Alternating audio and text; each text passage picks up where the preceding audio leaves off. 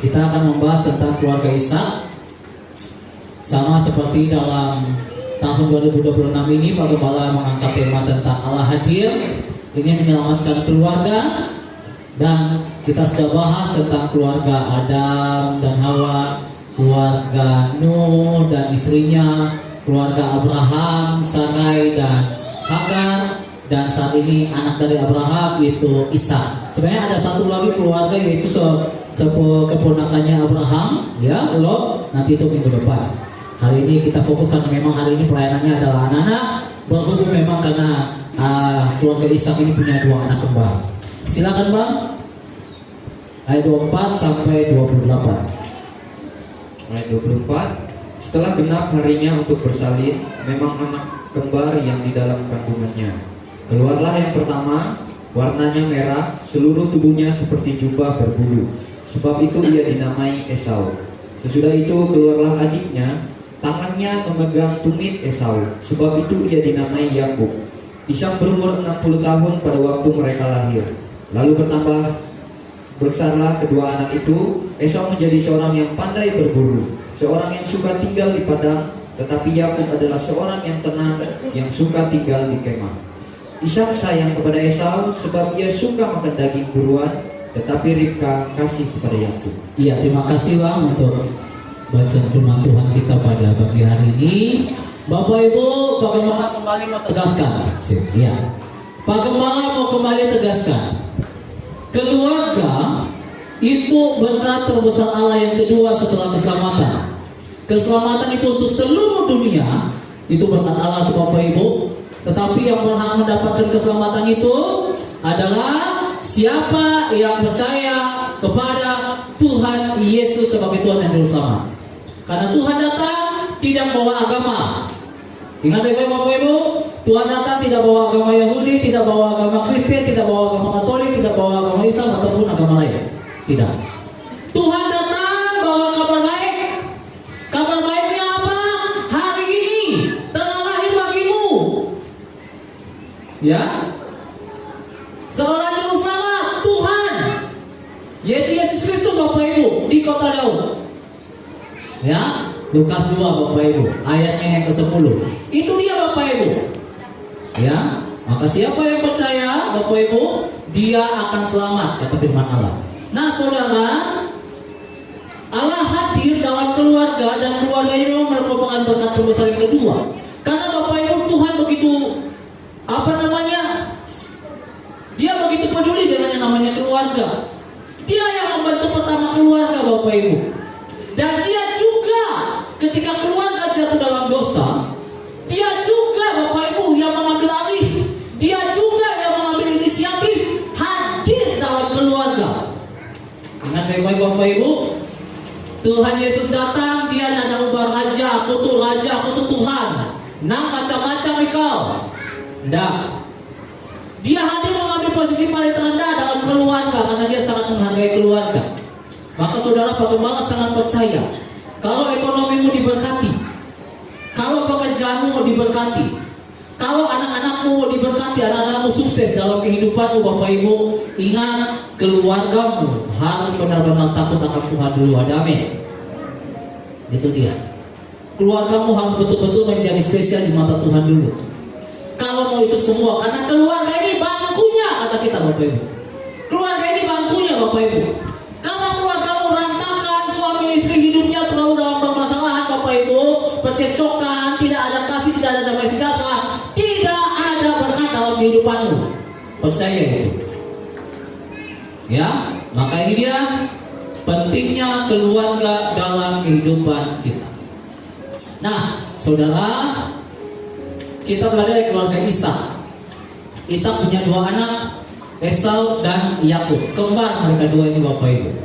Nah, apa yang kita bisa pelajari dari keluarga Ishak? Ternyata Bapak Ibu, Allah ingin menyelamatkan keluarga dan belajar dari keluarga Ishak.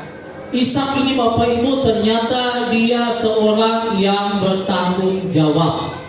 Itu yang poin pertama. Saudara, Ishak adalah seorang kepala keluarga yang bertanggung jawab. Saudara, tanggung jawab dan kewajiban itu beda ya Bapak Ibu ya. Ingat baik-baik, Pak Gembala mendekankan kepada kita, Tanggung jawab dan kewajiban itu dua hal yang berbeda. Dalam pelajaran PKN kelas 6, Bapak Ibu, bagaimana ada kelas 6, ada hak, ada kewajiban, ada tanggung jawab. Ya, hak itu Bapak Ibu, saya katakan hak itu apa yang patut kita peroleh, apa yang patut kita dapatkan, itu hak. Ya, contohnya kita sebagai warga negara Indonesia, hak kita Bapak Ibu, kita dapat perlindungan. Kita sebagai warga desa Durian Jaya, kita dapat perlindungan karena kita tinggal di desa Durian Jaya, dapat ini, dapat itu hak kita sebagai warga. Ya, sama dalam keluarga pun begitu, berhak dapat kasih sayang, berhak dapat ini, dapat itu, ini apa yang kita dapatkan, haknya kita. Tetapi kewajiban Bapak Ibu, itu juga Bapak Ibu, namanya kewajiban, itu apa yang harus kita lakukan. Berbicara tentang aturan, harus tidak berpihak, itu kewajiban Bapak Ibu. Berbicara tentang ketaatan, itu kewajiban. Ya, wajib Bapak Ibu. Mau tidak mau, suka tidak suka, karena aturan itu berbicara tentang kewajiban Bapak Ibu. Kewajiban itu berbicara tentang aturan, harus ikut. Contohnya sebagai warga negara Indonesia, wajib bayar pajak. Benar ya Pak Kades ya? Wajib bayar pajak, itu kewajiban kita. Haknya ya pas nanti negara akan kasih ini, itu haknya. Tapi wajibnya juga harus dilakukan. Itu dia. Dalam keluarga begitu, apa kewajibanmu? Nanti Pak Kepala akan bahas dalam keluarga Ishak ini. Tetapi tanggung jawab itu beda Bapak Ibu. Tanggung jawab itu Bapak Ibu, ini bukan seperti kayak kewajiban tuh kayaknya unsur paksaan. Kewajiban tuh kayak suka nggak suka, mau nggak mau, harus kasih, harus lakukan. Itu kayak unsur paksaan tanda kutip. Tetapi Bapak Ibu, tanggung jawab Bapak Ibu itu lebih kepada arah kesadaran diri untuk melakukan. Ya, Pak Kepala kasih contoh aja. Contoh lebih bagus. Contohnya gini. Bapak-bapak, para suami, apa kewajiban kita sebagai seorang suami? Saya ingin bapak-bapak loh. Apa kewajiban kita sebagai seorang suami? Kewajiban, bukan tanggung jawab. Menafkahi keluarga, itu kewajiban. Nafkahi keluarga. Ya. Tetapi tanggung jawab kita ini beda. Tanggung jawab kita adalah kesadaran kita kerja panti, pergi pagi pulang malam. Ya, itu tanggung jawab kita Bapak Ibu.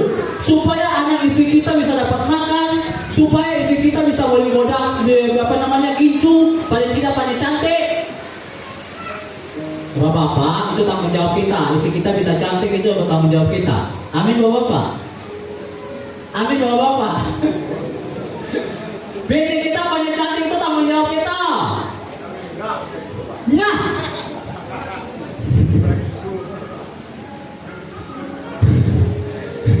kecantikan itu butuh modal Bang.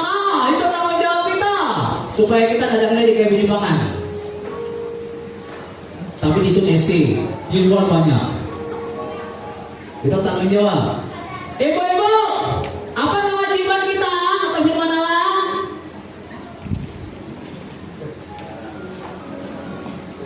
Oh ibu-ibu, istri-istri, apa kewajiban kita?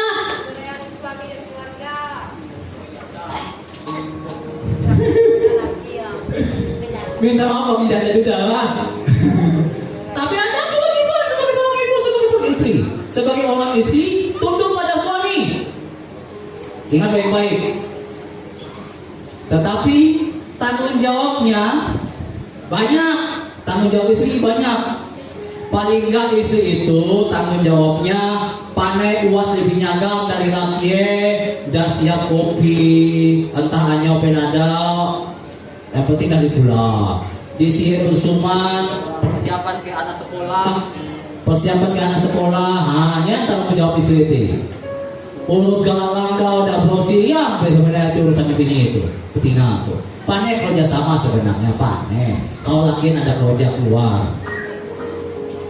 Tapi paling tidak ada tanggung jawab Bapak Ibu yang harus kita lakukan. Ini bukan paksaan, tetapi ini kesadaran Oh iya, aku ini sebagai istri, aku sebagai seorang ibu, anakku tidak sekolah, aku harus ulutnya, luasnya gampang, jolah. Deh, amin ibu-ibu. Ibu-ibu di sini biasanya bapak-bapak yang lebih bangun cepat atau ibu-ibu yang lebih bangun cepat? Hah? Yang mulai kopi bapak-bapak apa yang mama? Nyaru kau, dahai. Bapak sayang dengan ibu, hati-hati. Betina main HP, haleluya. Oh Tuhan tolong.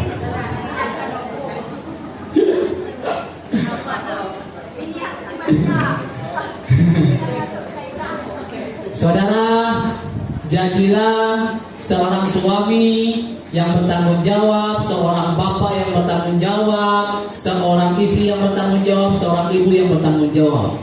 Bapak-bapak kalau nada bertanggung jawab, dia contohnya seperti ini. Yang penting aku dah mulai duit ke biniku, anak nyoga penada, anak sekolah penada, nada urusku. Itu bapak-bapak nada bertanggung jawab. Ingat itu bapak-bapak. Ibu-ibu kemudian, yang penting aku dapat teman, ikut sekolah penada bukan urusku. Itu bukan ibu yang bertanggung jawab. Ikut nak roti penada bukan urusku. Itu bukan ibu yang bertanggung jawab. Betul? Betul. Tidak boleh bapak ibu. Saudara, anak-anak itu saya mau katakan itu anaknya Tuhan. Ingat, anaknya Tuhan, Dia yang kasih. Buka bang, Mazmur 127 ayat 3. Apa kata firman Tuhan di situ? Bahwa anak-anak itu adalah milik pusaka Tuhan. Baca bang, Mazmur 127 ayat 3. Sesungguhnya anak-anak lelaki adalah milik pusaka dari Tuhan, dan buah kandungan adalah suatu upah. Bukan hanya anak lelaki, Bapak Ibu, tetapi termasuk juga anak perempuan yang kita punya. Itu milik pusaka Tuhan, miliknya Tuhan. Dia yang kasih, Dia yang titip. Tugas kita, tanggung jawab kita tanggung jawabnya sama yang punya. Maka anak kita nak berroti pen, ada tak berroti pai, tanggung jawab kita sama Tuhan Bapak Ibu. Ingat itu baik-baik. Maka mari, tolong jadilah suami, istri, orang tua yang bertanggung jawab. Saudara yang diberkati Tuhan. Ya, Bapak Ibu lihat dari Ishak, apa tanggung jawabnya Ishak? Lihat Bapak Ibu tanggung jawabnya Ishak di mana? Ishak bertanggung jawab Bapak Ibu.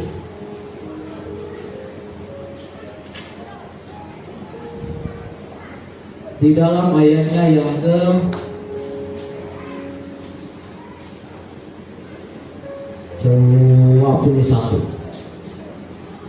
20, mulai dari 20 Bapak Ibu. Buka Pak, Kejadian tadi ayat 20. Itu firman Tuhan begini Bapak Ibu. Baca Pak, ayat 20 21. Dan Ishak berumur 40 tahun ketika Ribka anak Betuel orang Aram dari Padan Aram, saudara perempuan Laban orang Aram itu, diambilnya menjadi istrinya. Oke, Ishak umur 40 tahun Bapak Ibu, dia menikah dengan Ribka. Lanjut 21. Berdoalah Ishak kepada Tuhan untuk istrinya, sebab istrinya itu mandul. Sebab istrinya itu mandul. Lanjut 21. Tuhan mengabulkan doanya sehingga Ribka istrinya itu mengandung. Apa tanggung jawabnya seorang Ishak? Dia panen bininya ada ngandung. Dia panen bininya mandul. Dia panen anaknya opat usia anak. Bapak Ibu, bininya ada usia anak. Karena memang mandul, dia berdoa sama Tuhan. Bapak-bapak, kalau apa berdoa ke bini?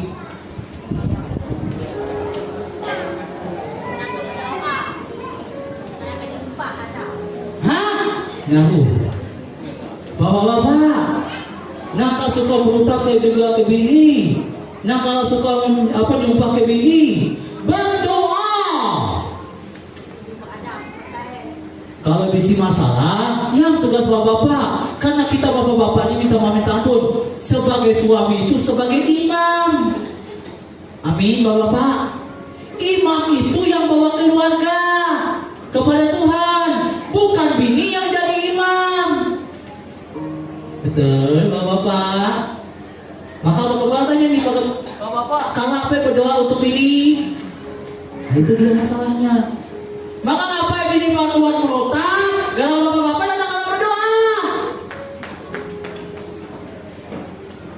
Maka bini Tuhan merotak.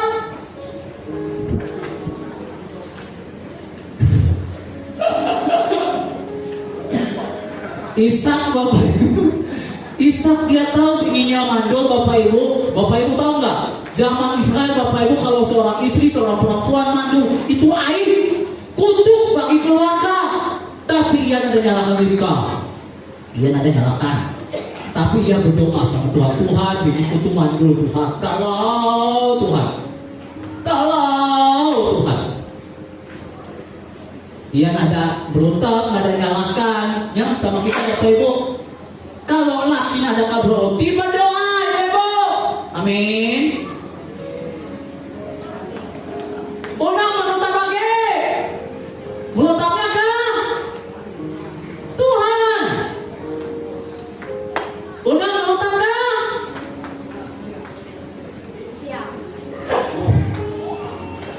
Sikit-sikit. Ngapa kalau laki putih baju lulus?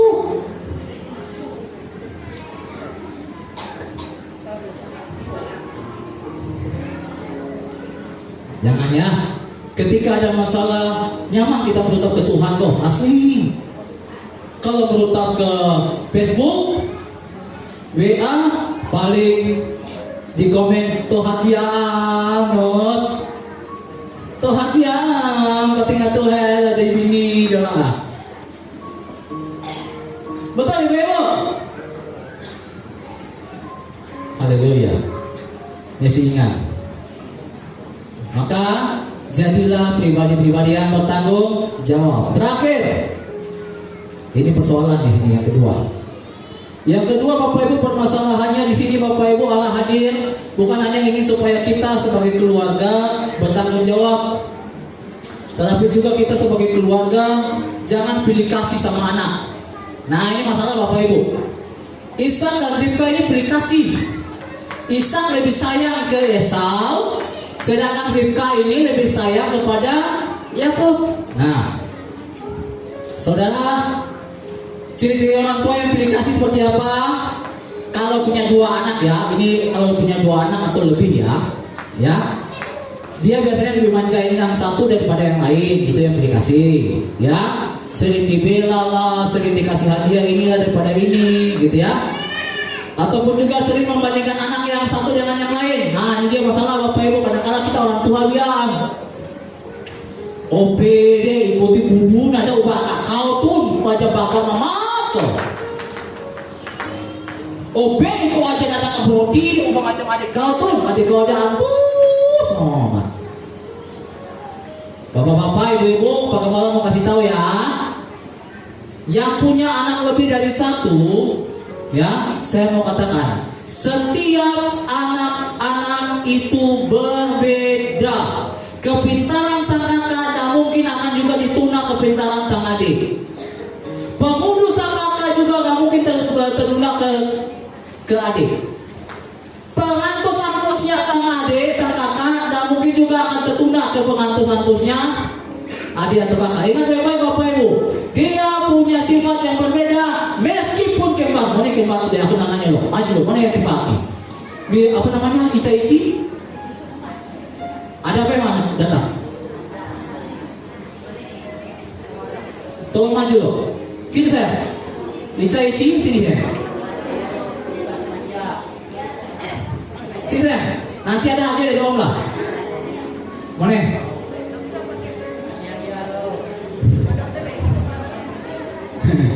Bapak Ibu, Esau Yakub itu Bapak Ibu beda.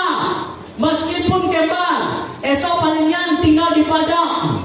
Ia suka berburu. Sedangkan Yakub ini orang nyantos.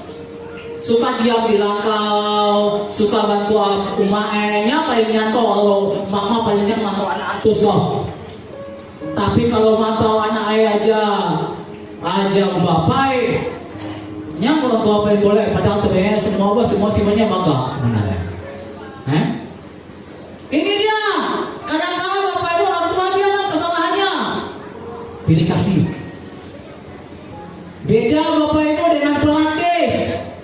Kita tuh bukan pelatih Bapak Ibu, Pak Gembala sebagai di sini bukan hanya sebagai orang tua buat anak-anak, tapi juga sebagai pelatih buat mereka. Bapak Ibu, ini yang seringkali Pak Gembala pernah dengar, tapi tolong semoga ini sudah tidak ada. Ketika anak-anak tampil di sini Bapak Ibu, mengapa Pak Gembala pilih yang ini, yang itu, yang ini, yang itu, yang lebih bagus? Oleh karena Pak Gembala yang melatih mereka, bukan Bapak Ibu yang melatih. Seorang pelatih, ingat baik-baik, ini bukan pilih kasih. Seorang pelatih untuk penampilan dia akan memilih dan melihat mana yang lebih pantas, mana yang lebih cocok, mana yang lebih karismanya pas. Makanya ia pasti sepasang. Nada kalah diubah karena pelatih pandai. Ini bukan berbicara aplikasi. Kadang-kala Bapak Ibu mantau anak kita ada sering kali latihan tapi nada kalah tampil, akhirnya diperut apa Pak Gembala? Apa ya Pak Gembala aplikasi? Iya. Benar. Sebila kayak anakku tampil deh, ada waktunya. Kelas 1, kelas 2, kelas 3 Bapak Ibu belum berhak untuk tampil kelas 4 tahun baru. Nah ini puji Tuhan, ada kesempatan tampil. Sampai tadi. Udah saatnya itu. Tunggu saatnya Bapak Ibu. Ada anak-anak Bapak Ibu nanti dalam kegiatan akbar begitu yang akan dipilih, Bapak Ibu unang iri. Dia punya bagiannya masing-masing. Kadang-kala kita begitu. Tapi saudara, yang paling penting di sini adalah dalam kehidupan kita, mari jangan pilih-pilih lah, ya. Jangan jadi seperti Ishak dan Ribka, mereka pilih-pilih. Allah tidak pilih-pilih kasih Bapak Ibu. Allah tidak pilih-pilih kasih terhadap umatnya. Jika mau ditanya kenapa dia pilih bangsa Israel jadi umat pilihannya, woi, nampak Allah tuh lebih sayang ke bangsa Israel dibandingkan bangsa Indonesia. Ngapain Allah pilih bangsa Indonesia jadi umat pilihan? Ngapa harus bangsa Israel? Bapak Ibu tahu latar belakangnya? Itu karena janjinya mulai dari Abraham, Ishak dan Yakub yang sebagai umat pilihannya. Itu udah ada janjinya. Tetapi itu juga sebagai hak prerogatif, tidak bisa diputuskan Bapak Ibu, kita nggak bisa ngatur. Allah yang udah putuskan. Maka saudara, dalam kasihnya kepada umatnya dia tidak pilih-pilih. Dalam kasihnya kepada Pak Gembala, kasihnya kepada keluarga A, kasihnya kepada keluarga B, tidak pilih-pilih. Dia tidak pilih-pilih. Tapi berkatnya sesuai dengan kemampuan dan porsinya. Ingat itu baik-baik. Maka Pak Gembala seringkali ingatkan supaya kita tidak boleh iri hati, tidak boleh ada cemburu, supaya karena berkat itu semuanya ada dalam aturan Tuhan, bukan Tuhan pilih kasih. Nah, misalkan si A dia dapat lebih daripada kita, tidak boleh iri, tidak boleh cemburu. Itu sudah Tuhan persiapkan.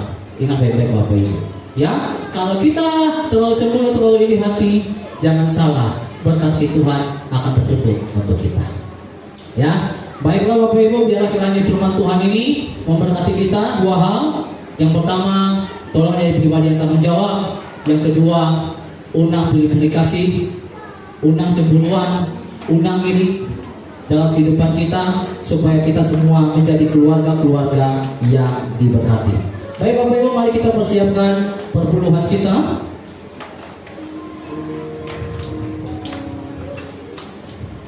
Kita akan memberikan perpuluhan bagi Tuhan.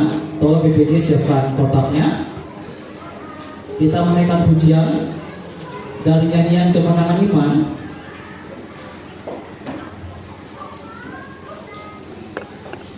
Nomor 257, Kasih Tuhan.